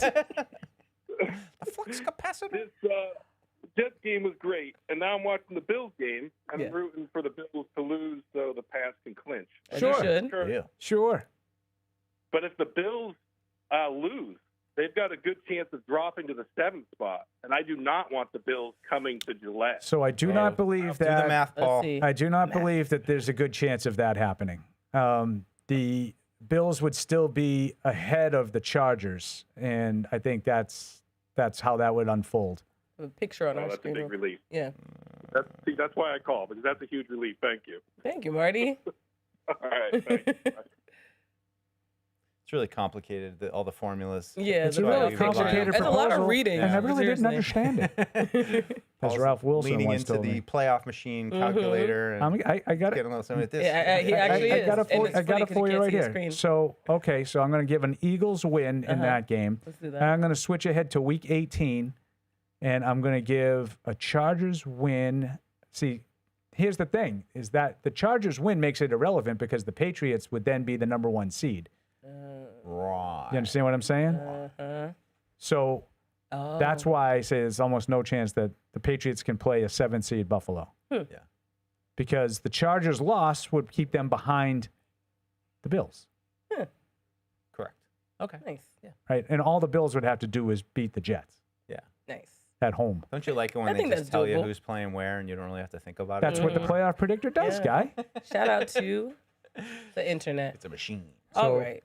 even if they were to lose, What's it say? yeah, see, now that gets Buffalo. See, if Buffalo and the Chargers both finish 11-6, Buffalo would finish behind the Chargers. However, that's the one scenario that you don't want to see. Because that would mean the Patriots would play Buffalo. Round 1. So he is right. If Big yikes. the Broncos win, keeps the Patriots at 2. The Chargers, if the Bills somehow lose to the Jets, and they're both 11-6, Yeah. the Bills would be 7. Now that would require the Bills losing at home to the Jets. Which I just, we you would know, I'm hope. not really overly worried about that. So there is a chance, as the caller accurately pointed out. So you're saying there's a chance, but we hope there doesn't happen. All right. There is more to come in the Patriots post-game show. Go grab a bathroom break. We'll be right back. This Patriots postgame show is brought to you by Massachusetts 250 campaign, commemorating a history of possibility. Plan your revolutionary weekend at massachusetts250.org. And by Brunt Workwear. They make work boots and apparel that are built for the job site. Their gear is comfortable, durable, and named after the real workers in the trades that helped design it. Save $10 on your first order at bruntworkwear.com/Pats or with coupon code PATS.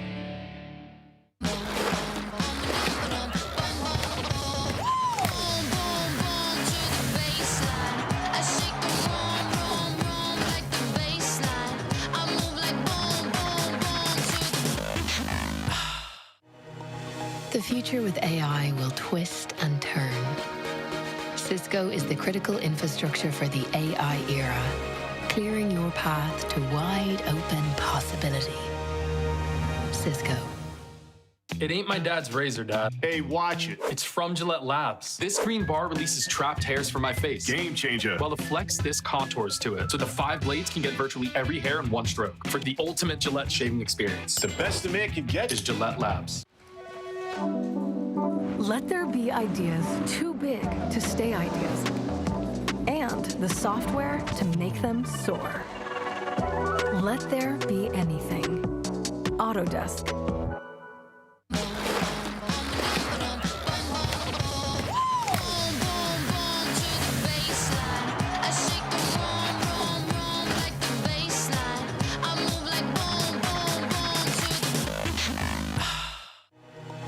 The future with AI will twist and turn. Cisco is the critical infrastructure for the AI era, clearing your path to wide open possibility. Cisco. It ain't my dad's razor, Dad. Hey, watch it. It's from Gillette Labs. This green bar releases trapped hairs from my face. Game changer. While the Flex, this contours to it. So the 5 blades can get virtually every hair in one stroke. For the ultimate Gillette shaving experience. The best a man can get is Gillette Labs. Let there be ideas too big to stay ideas, and the software to make them soar. Let there be anything. Autodesk. We want to hear from you. So call the hotline at 855-PATS-500 or email the show at podcast@patriots.com.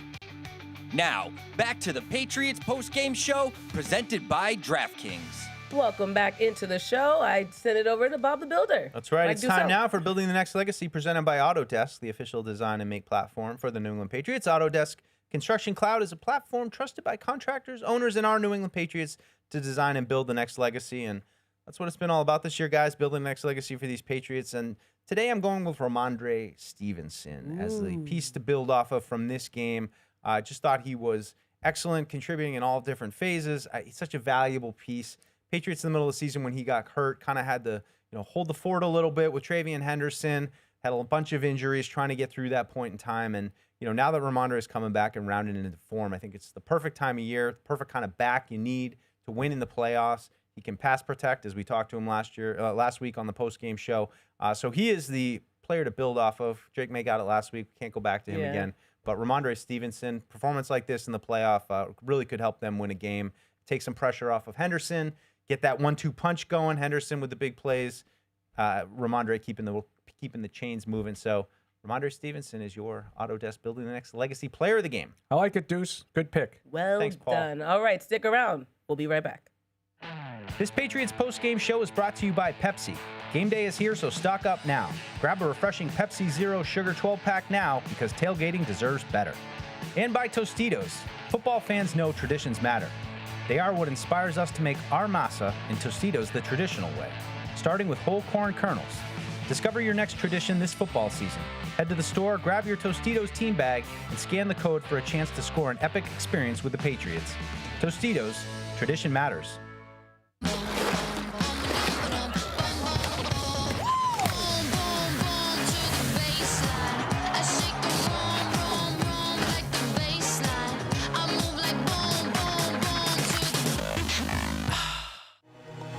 The future with AI will twist and turn.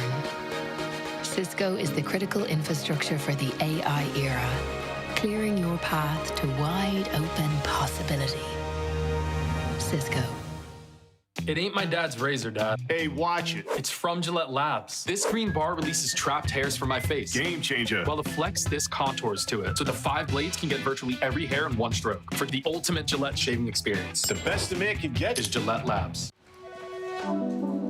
Let there be ideas too big to stay ideas, and the software to make them soar. Let there be anything. Autodesk.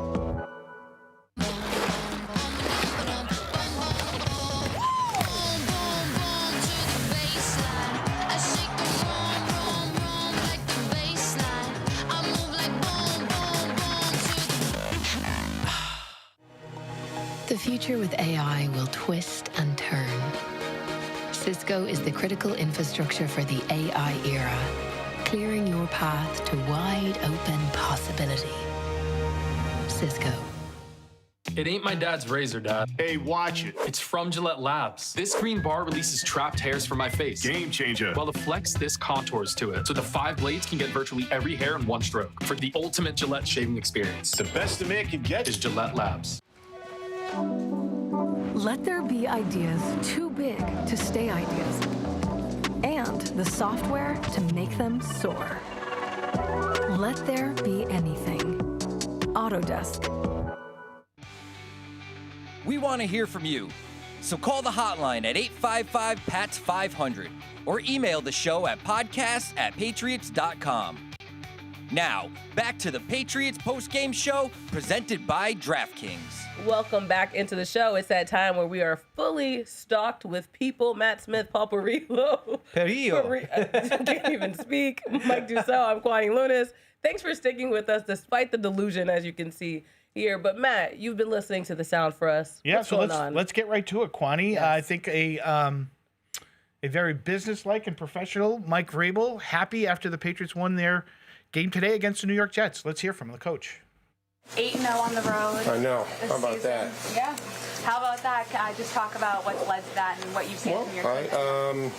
You know, it was a tough one, the first one, just going all the way back to Miami, and I think that was just a really important game for us, and you know, being able to battle and give up a punt return, answer with a kickoff return, you know, I mean, going all the way back, and just big kick from Andy, and we've talked about all those things that have helped us along the way, and talked about just unfinished business on the road and being able to, you know, when we needed to, handle the environment and make critical plays and get off to a good start like we did today. So really proud of this, you know, football team and what they've been able to do.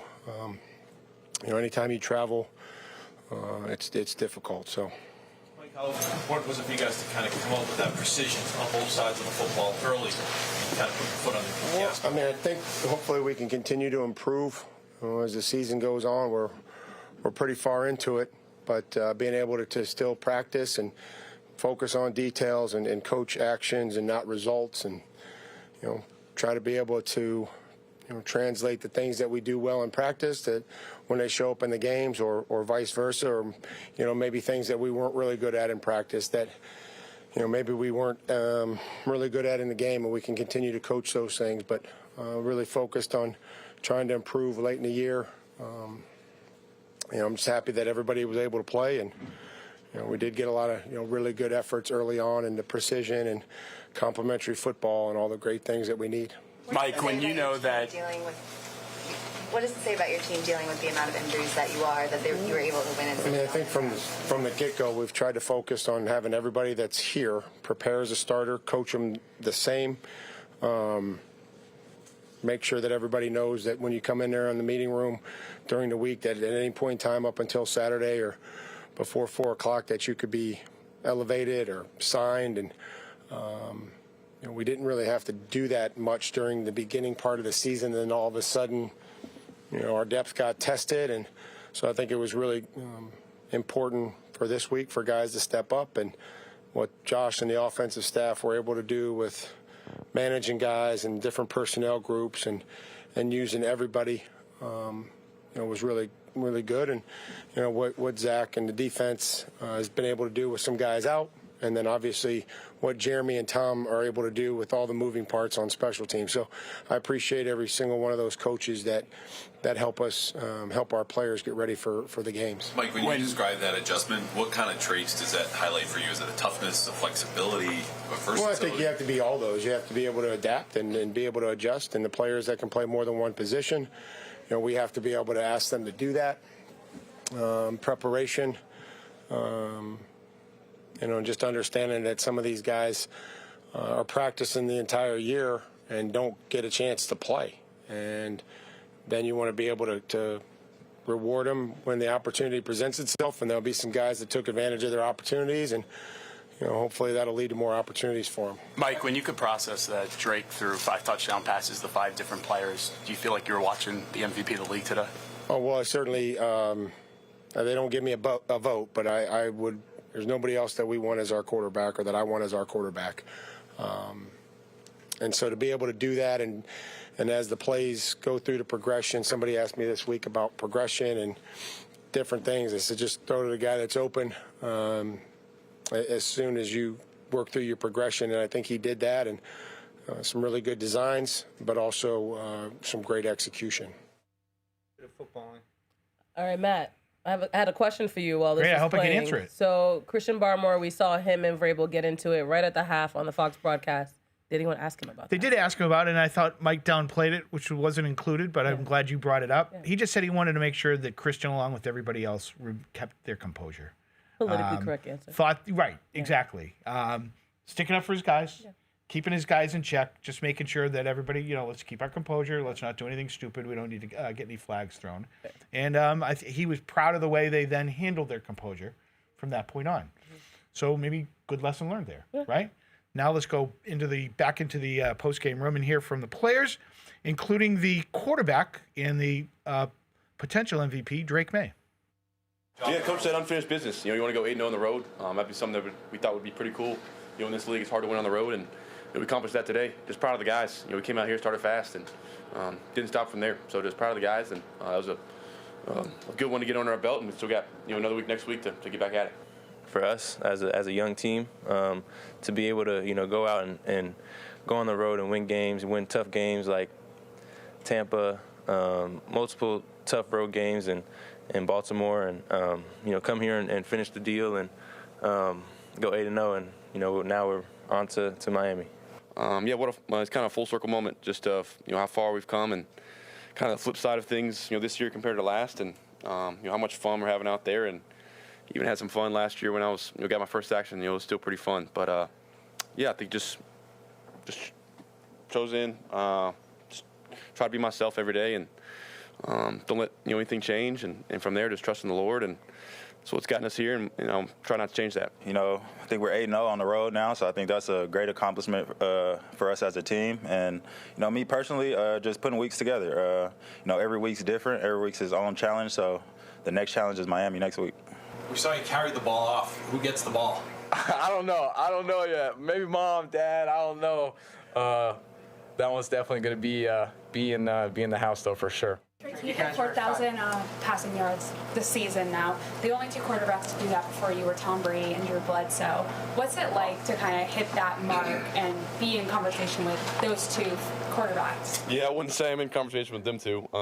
Those are probably the two best in Patriots. So, it's an honor to do that, but it takes everybody. It took everybody, and like we say in the offensive room, it takes everybody. 11 of us each and every play, and whether it's me throwing for that many yards or throwing for 20 yards, whatever it takes to win. I think that's the most important thing, and the thing I care about is our win-loss record, and we still got some work left to do and some games ahead that should be fun.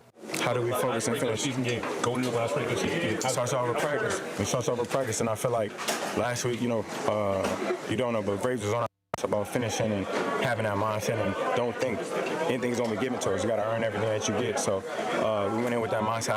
I anticipate him being the same way this week. That's all it's going to come down to, and practicing the right way. You practice the right way, you'll have some turnover, and we'll figure it out from there. How much is the number one seed on your mind? Is that something that you focused on? Yeah, I think winning the division is what we're focused on. We still got to win out, and to win in the division, that was our mindset. And if that means the one seeds at play, then that's what we're trying to do, because we're trying to win in the division and win the FC East. The quarterback mentioned, the full circle moment, playing against the Jets last year, lousy team, 4-13, now this year and everything like that. I think you've seen some maturity with him off the field, as well as how he's a little bit more thoughtful, I think, and willing a little bit more to expand, where last year was more, aw shucks. He was, in that high grass, as an old ball coach used to talk about. But he's a lot more thoughtful, I think. Still a little shucks in there. What I like there's about him, that's what we love about our Drake. The Southern. But sure. Yeah, just the experience, I think, of the ups and downs of the NFL, having to stand up there at the podium, every Thursday and after every game, win or lose. So it's cool watching him mature too, and kind of take ownership of this team, and really, I think Mike Vrabel's really tried to bring the leadership out in him. That's been a key thing, trying to get him vocal and all that. So you've seen some strides for sure. Even his sideline composure, it's a presence. Yelling at the guys. Yeah, exactly. Staying energized, like Stephon Diggs as well. And they could be about a half away from a division title, because the Bills are in trouble at home to Philadelphia. Not a lot has gone right for the Bills in the first half. Eagles up 10-0 with the ball. Are you surprised by this, Paul? Story before. If you watch the game unfold, too, it's even more surprising, because the Bills have had many chances to score, and they just can't. And the Eagles are right now playing really good defense. They're making life uncomfortable. This is really the first good running play they've had all day. Now the Eagles are in Bills territory, threatening to make it's going to be at least 13-0 probably at the half, maybe 17, depending on how much time that they can take off here. But the Bills are in trouble, and that would mean a division title for your New England Patriots. Yeah. I don't know. I've seen 3 score leads evaporate against this team too. So I'm gonna hold my breath. Playing the Eagles. Don't let your trauma get to you right now. All right, before we go, we have a few more calls. We'll get to them really quickly. Brad is in Ohio. Brad. Hello, crew. How you doing? Hey, Brad. Hey, what a wonderful win, right? Wow. What a wonderful win. What a difference from this year from last year, number one. And then if we look and if we look at the teams that we may have to face and the way we can if we play to our capabilities, wouldn't you think that we are actually one of the front runners to actually make it to the Super Bowl, guys? My first question. Yes, they're going to be the number 2 seed more than likely at worst. So yes, That would qualify you as a Super Bowl contender. Yes. And then what about, at least for the defensive coordinators that would have to face Drake Maye? I think the nickname should, at least for them, should be Mayday. Like, they're going to be calling that by halftime. Mike, Mayday. you want to start using that? I like Mayday. All right. That means the ship's going down and help save us. Because Mayday is coming, you know, there's a bomb coming, and it's going to be thrown deep. So I just wanted to let you guys know I'm happy like all the rest of the fans. You know, you guys do great. I appreciate you. Bless you all, and keep up the good work. Appreciate it, Brad. Thank you, Brad. But absolutely, front runners. I mean, they're however many. I mean, I would personally say there are 6. Yeah. I think Pittsburgh is the only team that doesn't have a chance in the AFC. I think the other 6 teams all have a really good shot if they play to their capabilities. I see very little difference between the Jacksonvilles and the Chargers and the Patriots and the Broncos and the Bills. Do you feel the same way about the NFC, though? And do you think whoever comes out of the AFC can beat whoever comes out of the NFC? I don't. I think the NFC, I think they also have 4, I would say 4, maybe 5 teams, depending on how good Chicago really is. But I think the 3 NFC West teams are really good, and I think the Eagles are really good. Chicago is going to be in that mix. I think you can make an argument for Green Bay. I don't know what their health situation is going to be with Jordan Love. I don't know if he'll be available. But I look at those NFC teams, I think, are a little bit better than the AFC teams. But I also look at both races, which is kind of cool.